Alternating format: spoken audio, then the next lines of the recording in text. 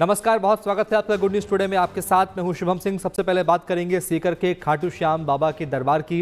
इस वक्त बाबा के दरबार में फागुनी मेले की रंगत बिखर रही है। इस मेले का भक्तों को साल भर से इंतजार रहता है। खाटू श्याम जी के दरबार को इस वक्त रंग बिरंगे फूलों से सजाया गया है। खाटू श्याम की रौनक इस वक्त देखते ही बन रही है। मेले में शामिल होने के लिए दूर दूर से भक्तों के पहुंचने का सिलसिला जारी है और इस महाआयोजन में करीब 40 लाख से अधिक भक्तों के शामिल होने की संभावना है।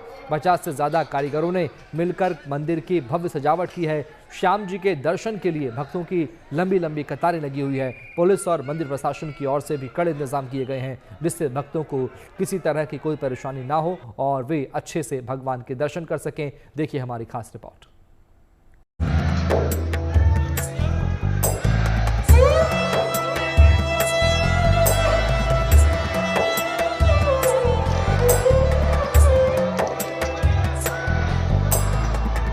शीश के दानी, कलयुग के सहारा, आस्था के आधार बाबा खाटू श्याम। फाल्गुन की पावन बयार के साथ भक्ति का ऐसा सागर उमड़ा है जहां हर सांस में नाम और हर कदम में विश्वास बस गया है। राजस्थान के सीकर जिले के विश्व विख्यात धाम में वार्षिक लक्की फाल्गुनी आयोजन शुरू हो गया है। ये उत्सव आज से 28 फरवरी तक चलेगा। 8 दिनों तक चलने वाले इस पावन पर्व में लाखों श्रद्धालु पहुंच रहे हैं। पहले ही दिन दर्शन पंक्तियों में भारी संख्या में भीड़ दिखाई दी। पूरे मंदिर परिसर को दुल्हन की तरह सजाया गया है। पश्चिम बंगाल और मध्य प्रदेश से आए 50 से अधिक शिल्पकारों ने दिन रात मेहनत कर अलौकिक सजावट तैयार की है। फूलों की दिव्य सजावट, आकर्षक रोशनी और भव्य श्रृंगार ने वातावरण को दिव्यता से भर दिया है। गर्भगृह की सजावट ऐसी है कि भक्तों को एक ही जगह पर अनेक देवी देवताओं के दर्शन का अनुभव मिल रहा है। व्यवस्था के लिए आयोजन क्षेत्र को 9 खंडों में बांटा गया है। रिंगस से धाम तक मार्ग को नो व्हीकल जोन घोषित किया गया है ताकि पैदल आने वाले श्रद्धालुओं को सुविधा मिल सके। विशेष दर्शन व्यवस्था इस अवधि में स्थगित कर दी गई है, जिससे सभी आगंतुक समान रूप से पूजा कर सके। सुरक्षा के लिए लगभग 65,000 जवान तैनात किए गए हैं। चप्पे चप्पे पर निगरानी के लिए 450 सीसीटीवी कैमरे लगाए गए हैं, जिन पर 24 घंटे नजर रखी जा रही है।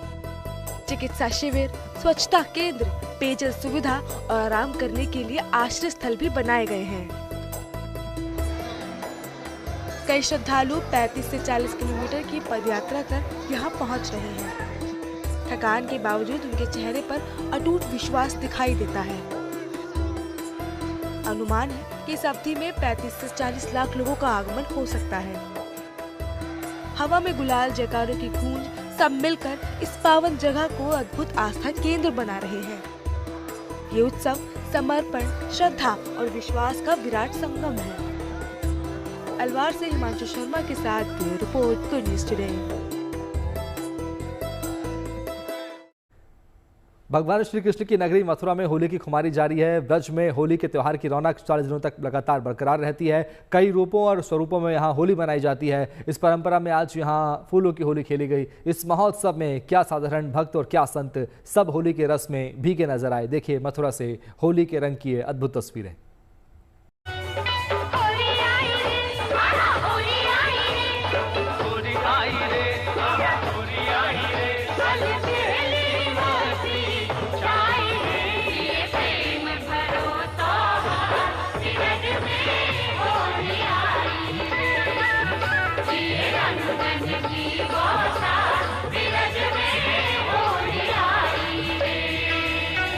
ब्रजभूमि में आज ऐसा नजारा सजा मानो रंगों ने भक्ति का रूप धर लिया हो।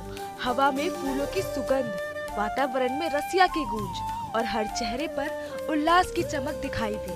ब्रज में फूलों की होली का अपनी एक अलग पहचान है।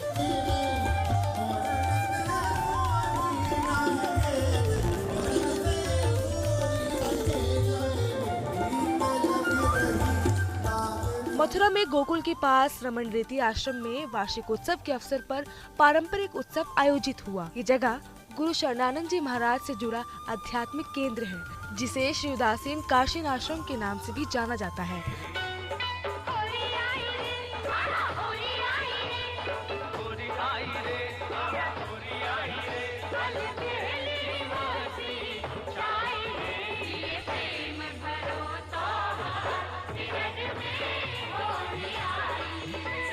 के श्रद्धालु किस तरह आनंद ले रहे हैं।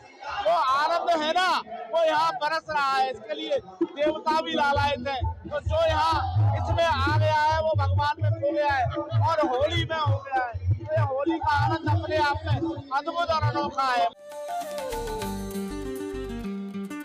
आयोजन की विशेषता पुष्प वर्षा रही। सूखे फूलों के साथ गुलाल और टेसू से बने प्राकृतिक रंगों का प्रयोग किया गया। इस बार लगभग 10 कुंटल टेसू और 5 कुंटल ऑर्गेनिक गुलाल का उपयोग किया गया।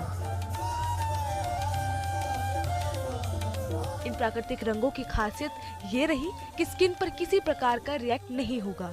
हजारों श्रद्धालु और संत महात्मा इस उत्सव में शामिल हुए। पंडाल में राधा कृष्ण की रासलीला प्रस्तुत हुई।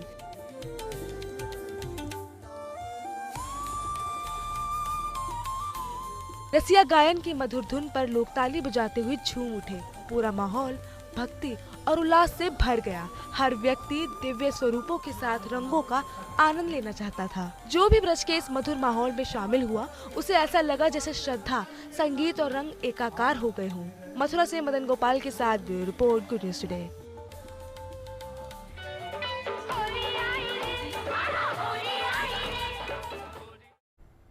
रुद्रप्रयाग में इन दिनों भक्ति और श्रद्धा का अनूठा उत्सव चल रहा है। यहाँ पर इन दिनों मां चंडिका महायज्ञ चल रहा है, जिसमें बड़ी संख्या में श्रद्धालु शामिल हो रहे हैं। मां चंडिका की 3 महीने की धार्मिक यात्रा के बाद इस महायज्ञ का आयोजन किया जा रहा है। देखिए खास रिपोर्ट।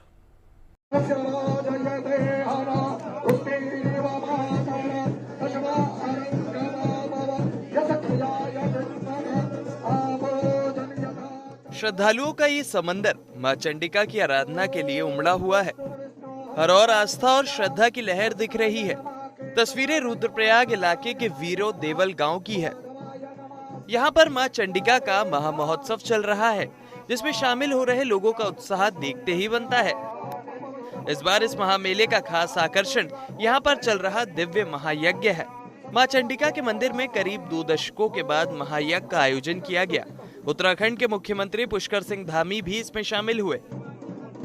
वीरो देवाल, समुंड, नैनी, कोडार, क्यार एवं बरसुंडी की पावन धरती है और प्राचीन काल से इस धरा को आस्था की धरा, परंपरा और सांस्कृतिक विरासत के लिए जानी जाती रही है। 19 वर्षों के उपरांत ये चंडिका का महायज्ञ यहाँ पर पुनर्प्रारंभ होना, ये केवल एक धार्मिक अनुष्ठान नहीं है, बल्कि हमारी सांस्कृतिक चेतना का पुनर्जागरण है। मंदिर में महायज्ञ के बाद मां चंडिका की पारंपरिक महाबन्याथ दिवारा यात्रा का समापन होगा। मां चंडिका की यात्रा पिछले साल 21 नवंबर को शुरू हुई थी। इलाके के 26 गांवों और धार्मिक स्थानों से होते हुए माता की यात्रा 15 फरवरी को वीरो देवल पहुंची, जहां पर 9 दिनों के महायज्ञ के बाद रविवार को विशाल जल यात्रा निकाली जाएगी और 24 फरवरी को यज्ञ की पूर्णाहुति होगी। इस अवसर पर सीएम धामी ने इलाके के लोगों को विकास योजनाओं के कई तोहफे भी देने की घोषणा की और साथ ही प्राचीन मंदिर परिसर के पुनर्निर्माण और संरक्षण का ऐलान किया, ताकि केदारनाथ धाम के साथ ही यहाँ भी धार्मिक पर्यटन को बढ़ावा मिल सके। Bureau report, good news today.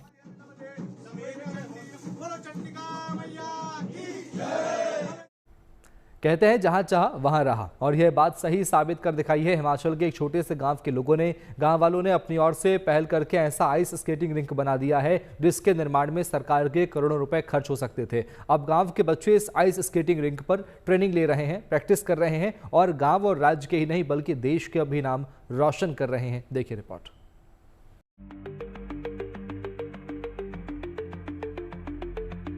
हरी भरी पहाड़ी वादियों के बीच यहाँ पर तेजी से आइस स्केटिंग कर रहे ये आम सैलानी नहीं है। ये तस्वीरें हिमाचल प्रदेश में शिमला के नजदीक चियोंग की है। खास बात ये है कि स्थानीय लोगों ने ही यहाँ पर ये शानदार आइस स्केटिंग रिंक बनाया है ताकि बच्चे इस खेल में महारत हासिल कर सकें। जो हमने पीछे यहाँ पे एक थोड़ा रजिस्टर मेंटेन किया था, उसमें तो 87 बच्चे यहाँ पे एक टाइम में प्रैक्टिस कर रहे थे। तो अभी जैसे स्कूल्स वगैरह ये खुल गए हैं तो अब थोड़ी सी स्ट्रेंथ कम हो गई और अभी भी 20 से 25 बच्चे यहाँ रोजाना यहाँ प्रैक्टिस कर रहे हैं।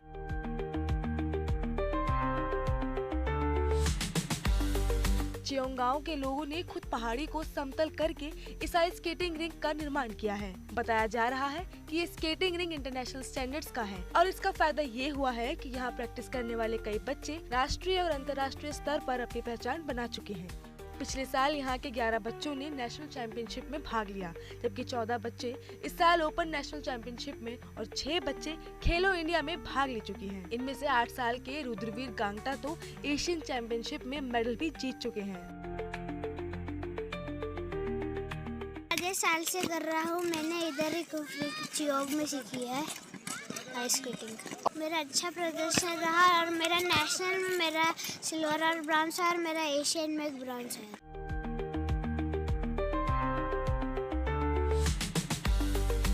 इस आइस स्केटिंग रिंग की चर्चा दूर दूर तक हो रही है। ये वजह है कि आसपास के इलाकों से भी बच्चे यहाँ आइस स्केटिंग सीखने पहुँच रहे हैं।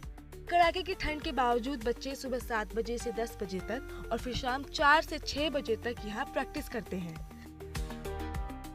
यहाँ पे हम लगभग 2-3 घंटे प्रैक्टिस करते हैं और बाहर कभी कभी कोच आते हैं, प्रदीप सर और अक्षय सर, वो हमारे को प्रैक्टिस कराते हैं।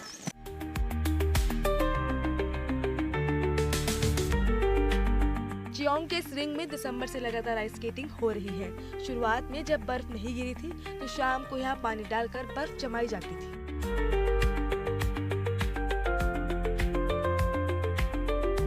प्रॉब्लम्स तो थी, एक तो इसके लिए फंड्स वगैरह की थोड़ी दिक्कत थी, तो लोगों ने खुद ही अपने कंट्रीब्यूशन किया लोगों ने और इसको तैयार करने। और सबसे ज़्यादा दिक्कत रही वो पानी की दिक्कत थी। चलो अब काफ़ी हद तक वो तो सॉर्ट हो गई है।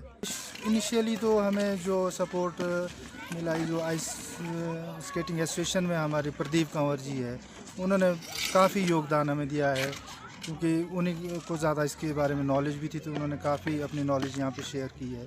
इस वजह से हम इसको बनाने में कामयाब हुए। और उसके बाद हमारे रविंदर जी है, इन्होंने भी लगातार पिछले 2 महीने से यहाँ पे अपनी सेवाएं दे रहे हैं। दिक्कतों के बावजूद गांव वालों की मेहनत रंग लाई और इस रिंग पर रवानी लाने में कामयाब हुए हैं। लिहाजा ये रिंग अब केवल एक खेल मैदान नहीं रहा, बल्कि ऐसी जगह बन चुका है जहां गांव के बच्चे अपने सपनों को परवान चढ़ा रहे हैं और यही साबित कर रहे हैं कि टैलेंट संसाधनों का मोहताज नहीं होता। सही माहौल मिले तो कामयाबी जरूर मिल सकती है। हिमाचल प्रदेश के चियोंग से विकास शर्मा के साथ bureau report, good news today.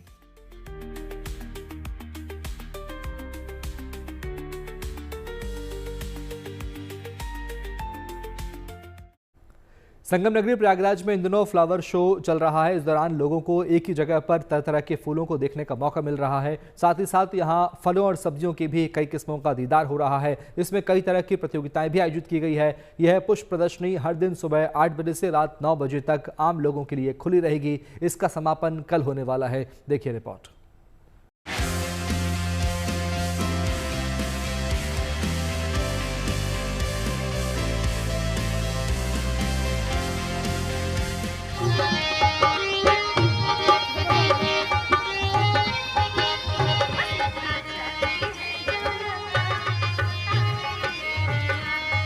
मधुर लोक संगीत और नृत्य की ये कड़ी एक ऐसे उत्सव के शुभारंभ की झलक पेश कर रही है जिसमें आगे सब कुछ बेहद मनमोहक नजर आ रहा है। ये तस्वीरें प्रयागराज में चल रहे फ्लावर फेस्टिवल की हैं। यहाँ पर कहीं खूबसूरत गुलाब हैं तो कहीं गेंदे और साथ ही साथ तमाम और भी फूलों की किस्मों की शानदार नुमाइश हो रही है। और सिर्फ फूल ही नहीं बल्कि सब्जियों और फलों की कई किस्में भी यहाँ पर इस प्रदर्शनी में दिखाई जा रही हैं। बहुत ही खूबसूरत है और बहुत प्रकार की यहाँ पे एग्जिबिट्स है, जैसे फूलों की है, सब्जियों की है और अलग अलग बॉन्साई की है और उनको देखकर इतना मन खुश हो रहा है और हम लोग खूब मज़ा कर रहे हैं। ये हमको बहुत ही अच्छी लगती है और हम इसको कई सालों से देख रहे हैं, लेकिन तब भी हर साल हम फरवरी के महीने में इसका बेसब्री से इंतज़ार करते हैं कि ये आए और हम लोग इसको फिर से एक बार जो है एंजॉय करें, यहाँ पे एकदम फूलों में मगन हो जाएं और प्रफुल्लित हो जाएं।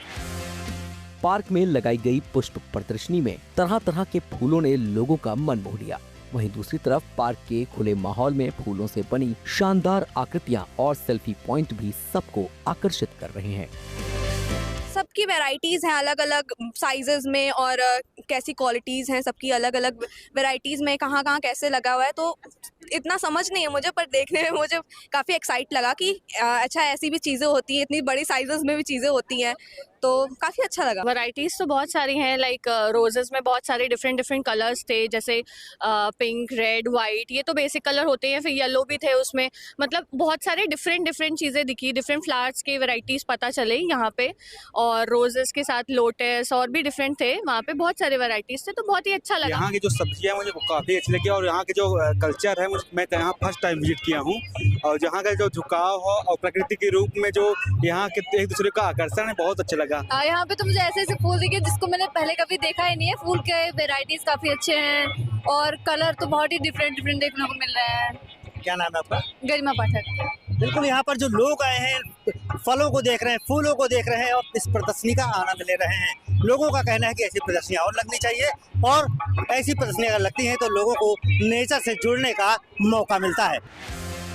प्रयागराज के मशहूर चंद्रशेखर आजाद पार्क में चल रहे इस फ्लावर फेस्टिवल को 26 भागों में बांटा गया है। इसके तहत 337 लोगों ने अपनी करीब 2200 एंट्री इसमें पेश की हैं। बहुत सारे एंथुसियास्ट यहाँ पे जो लोग थे, जो पुष्प प्रेमी हैं या नेचर के लवर हैं, उन लोगों ने भी बहुत अच्छे सुझाव दिए। तो आगे आने वाले समय में इसको और बेहतर तरीके से कहाँ से एंट्री आई? एंट्री पूरे जनपद से आई थी, और 2 कैटेगरीज में मेन एंट्री थी। एक तो जो लोगों ने अपने घरों में, लॉन में, होटल्स वगैरह में डेवलप किया है, वो कैटेगरी अलग थी, और दूसरी ओपन कैटेगरी थी, उसमें हर तरह के पौधे और प्रजातियों को स्थान दिया गया था। 3 दिन के इस फ्लावर फेस्टिवल में लगातार लोगों की भीड़ उमड़ रही है। भरे माहौल से अलग इस पार्क में फूलों और प्रकृति के बीच वक्त गुजारने का ये बेहतरीन मौका है। Pankaj Shrivastava, Prayagraj, good news today. Noida के सेक्टर 33 स्थित शिवालिक पार्क में रंग बिरंगे फूलों से गुलजार है, और मौका है फ्लावर शो का, जो 22 फरवरी तक चलने वाला है। फूलों से बना केदारनाथ मंदिर लोगों के बीच आकर्षण का केंद्र बना हुआ है। लोग इस मनमोहक नज़ारे को अपने फोन में कैद कर रहे हैं। यहाँ पर प्रकृति और संस्कृति का अद्भुत संगम देखने को मिल रहा है। इस फ्लावर शो में लगभग 5 लाख लोगों के पहुंचने की उम्मीद है।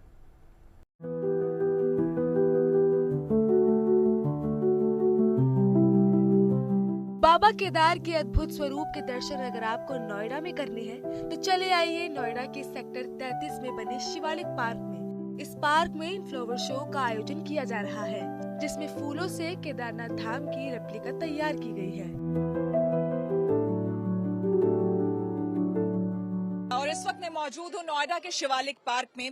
हालांकि आप देख सकते हैं बाबा केदारनाथ की नगरी आपको यहाँ पर नजर आएगी। सबसे पहले नंदी के दर्शन करवाइए। अपने कैमरामैन अनिल को मैं बोलूंगी नंदी के दर्शन करवाइए। ठीक उसी तरह से जब आप केदारनाथ धाम पहुंचते हैं तो सबसे पहले बाबा नंदी के आपको दर्शन होते हैं। उसी तरह से यहाँ पर नंदी विराजमान है, और उसके सामने शिवलिंग, और ये खूबसूरत आप देख सकते हैं, बिल्कुल एग्जैक्टली अगर मैं कहूँ कि हूबहू उतार दिया गया है केदारनाथ धाम को यहाँ पर नोएडा में, तो वो गलत नहीं होगा। बेहद खूबसूरत ये मंदिर बनाया गया है, और ये पूरा मंदिर जो है वो फूलों से सजाया गया है।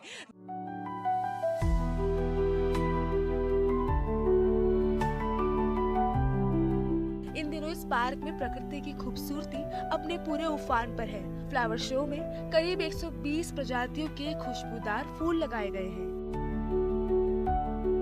वहीं शो का मुख्य आकर्षण केदारनाथ मंदिर है, जो 40 फीट ऊंचा और 30 फीट चौड़ा। इसे सजाने में 20 क्विंटल फूल लगे हैं। 20 फीट ऊंचा त्रिशूल, नंदी और करेले से तैयार किया गया अनोखा हाथी लोगों को आकर्षित कर रहा है।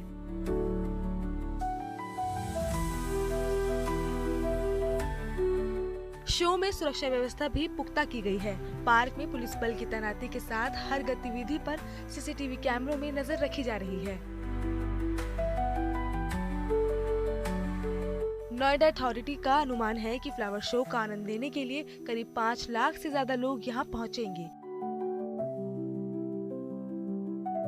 रंग बिरंगे फूलों और धार्मिक थीम की वजह से फ्लावर शो इस बार आकर्षण का केंद्र बना हुआ है। नोएडा के इस आयोजन से लोगों को नेचर को समझने का मौका मिल रहा है। इसके साथ ही लोग फूलों की खूबसूरती का लुत्फ उठा रहे हैं। नोएडा से Shweta Jha, good news today.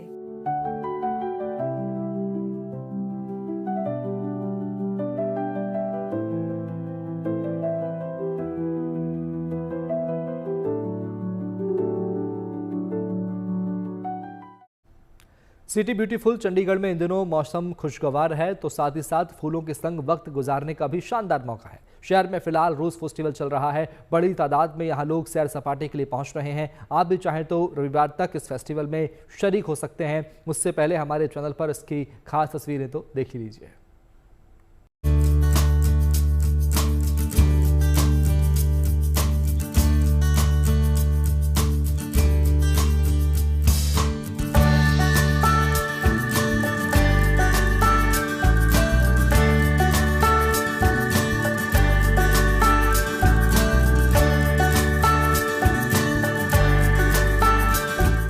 एक साथ गुलाब की इतनी किस्में आपने शायद ही कहीं देखी होंगी, लेकिन यहाँ पर आपको न केवल लाल गुलाब बल्कि और भी कई तरह के फूलों के दीदार का मौका मिल रहा है। ये तस्वीरें चंडीगढ़ के सेक्टर 16 में मौजूद जाकिर हुसैन रोज गार्डन की है। यहाँ पर इन दिनों शानदार रोज फेस्टिवल चल रहा है, जो केवल इस शहर के ही नहीं बल्कि दूर दूर से चंडीगढ़ आने वाले सैलानियों को भी आकर्षित कर रहा है, क्योंकि ये न केवल गुलाब और दूसरे फूलों को देखने का मौका है बल्कि इनसे जुड़ी कई अनोखी गतिविधियां भी लोगों को लुभा रही हैं। चंडीगढ़ गुलाबों से महक उठा है क्योंकि रोज उत्सव शुरू हो चुका है। यहाँ पर आप देखिए कि खूबसूरती देखते बनती है, लेकिन अब एक नया कॉन्सेप्ट लाया गया है कि कहीं ना कहीं जो सर की टोपी है, सर का ताज है, एक हैट है, उस पे भी गुलाब के फूल लगाए गए हैं। और आपको बता दें ये एक बहुत मुख्य आकर्षण है क्योंकि फूल देखना और फूल लगाना अपने आप में। अब देखिए बात करते हैं, ये जो कॉन्सेप्ट है हैट का, कैसा आपको लग रहा है? बहुत अच्छा लग रहा है और हमेशा यू नो कि we are looking different and I am feeling like a princess. आप ये बताइए ये जो कॉन्सेप्ट है हैट का कैसा लग रहा है? बहुत मस्त, मजा आ रहा है, अच्छी वाइब आ रही है। हाँ जी हाँ जी। तो ये क्या कॉन्सेप्ट कैसा लगा आपको? बढ़िया लगा, एक नंबर। हाँ जी। शाहरुख खान जैसी फीलिंग आ रही है? सलमान खान जैसी आ रही है जी। रोज फेस्टिवल के साथ साथ इस रोज गार्डन में आने वाले लोगों के पास नए नए डिजाइन और फैशन के कपड़े, कशीदाकारी, गिफ्ट आइटम्स, पेंटिंग्स और आर्ट के दूसरे नमूनों से भी रूबरू होने और अपने मन मुताबिक पसंदीदा चीजों की खरीदारी का खास मौका है, क्योंकि यहाँ पर इन चीजों के भी कई स्टॉल लगे हैं। इनका मकसद युवा उद्यमियों को प्रोत्साहित करना है। Government home science college sector 10 से हैं हम, और उन्होंने हमें अपॉर्चुनिटी दी है स्टूडेंट्स को कि हम यहाँ पे अपने प्रोडक्ट्स को डिस्प्ले कर पाएं। तो हम यहाँ से हम इस स्टॉल से रिवाइवल ऑफ एशियन आर्ट्स उसको प्रमोट करते हैं, हम रिसाइकलिंग को प्रमोट करते हैं और सस्टेनेबिलिटी को प्रमोट करते हैं। जैसे आपकी डेनिम्स खराब हो जाती हैं तो हम उनसे बैग्स बनाते हैं। आपके दुपट्टे अगर पुराने हो गए हैं तो हम उनको कलरफुल बनाते हैं, हम टाई डाई करते हैं उस पर। गार्डन में चल रहे रोज फेस्टिवल के दौरान यहाँ आने वालों को लोकगीत, संगीत और नृत्य का भी मजा लेने का खास मौका मिल रहा है। यहाँ पर मौजूद लोक कलाकार अपनी कला का प्रदर्शन कर रहे हैं और यहाँ पर सैर सपाटे को यादगार बना रहे हैं। चंडीगढ़ से कमलजीत संधू के साथ bureau report, good news today.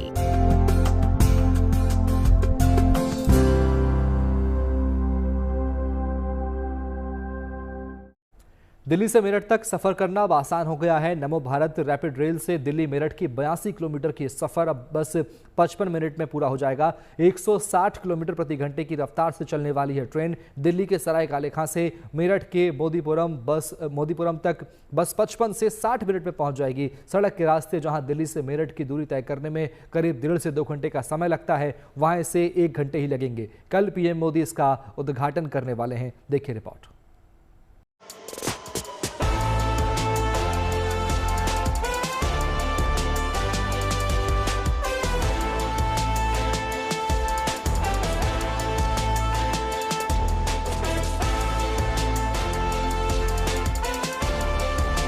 भारतीय रेलवे अपने बुनियादी ढांचा, तकनीक और सुरक्षा में निवेश के साथ गति की दुनिया में नए आयाम खोल रहा है।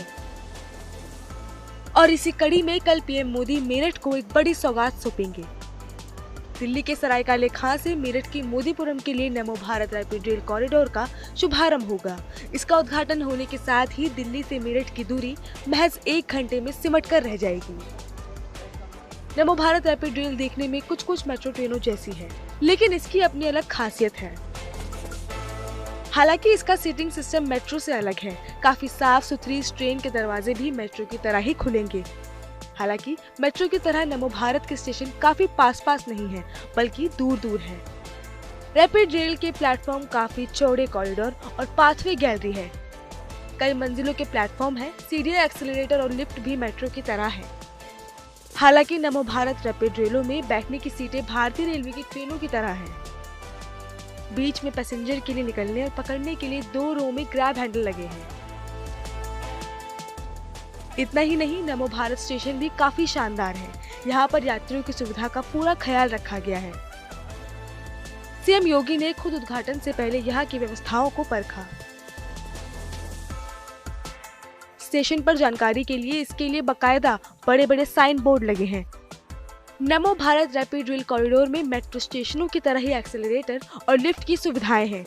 इसके साथ ही इमरजेंसी पैनल, दिव्यांगों के लिए व्हीलचेयर आदि की सुविधाएं भी हैं। रैपिड रेल का प्लेटफॉर्म भी 2 वे है, यानी दोनों ओर से ट्रेन आ और जा सकती है। मेट्रो स्टेशनों के बजाय रैपिड रेल का प्लेटफॉर्म काफी खुला और बड़ा है। यहाँ से सैकड़ों लोग एक बार में रेल में सफर कर सकते हैं। नमो भारत रैपिड रेल स्टेशनों पर छोटे जनरल स्टोर, बूथ्स या कियोस्क भी लगे हैं, जहां ऑटोमेटिक पेमेंट के माध्यम से लोग पानी की बोतल, कोल्ड ड्रिंक्स आदि खरीद सकते हैं। इसके अलावा छोटे आउटलेट्स भी यहाँ पर होंगे, जहां लोग फास्ट फूड, कॉफी आदि ले सकेंगे। प्रधानमंत्री मोदी नमो भारत रैपिड ट्रेन के साथ मेरठ मेट्रो सेवाओं का भी उद्घाटन करेंगे। ये सेवा मेरठ साउथ से मोदीपुरम के लिए उपलब्ध रहेगी। ये मेट्रो नमो भारत रिलेटेड इंफ्रास्ट्रक्चर पर काम करेगी, यानी वही रूट और इंफ्रास्ट्रक्चर दोनों ही सिस्टम साझा करेंगे। ये पहल देश में पहली बार हो रही है। इस मेट्रो सेवा की ऑपरेशन स्पीड करीब 120 किलोमीटर प्रति घंटा होगी, जो इसे भारत का सबसे तेज मेट्रो सिस्टम बनाती है। आमतौर पर मेट्रो की गति 30 से 40 किलोमीटर प्रति घंटा होती है, लेकिन मेरठ मेट्रो बहुत तेज है। मेट्रो यात्रा पूरा होने पर यात्री करीब 30 मिनट में पूरे मार्ग को तय कर सकेंगे, जिसमें बीच के सभी स्टॉपेज शामिल होंगे। ये दोनों सुविधाएं मेरठ की गति बढ़ाने में कारगर होंगी, बल्कि पर्यावरण के लिए ये एक तोहफा है। सड़क पर परिवहन कम होने से कार्बन और अन्य हानिकारक गैसों के उत्सर्जन में कमी दर्ज की जा सकेगी। ये रिपोर्ट गुड न्यूज टुडे। और अभी के लिए इतना ही। बाकी अच्छी खबरों के लिए आप देखते रहिए गुड न्यूज टुडे, क्योंकि अच्छी खबरों का सिलसिला यहाँ कभी नहीं थमता। नमस्कार।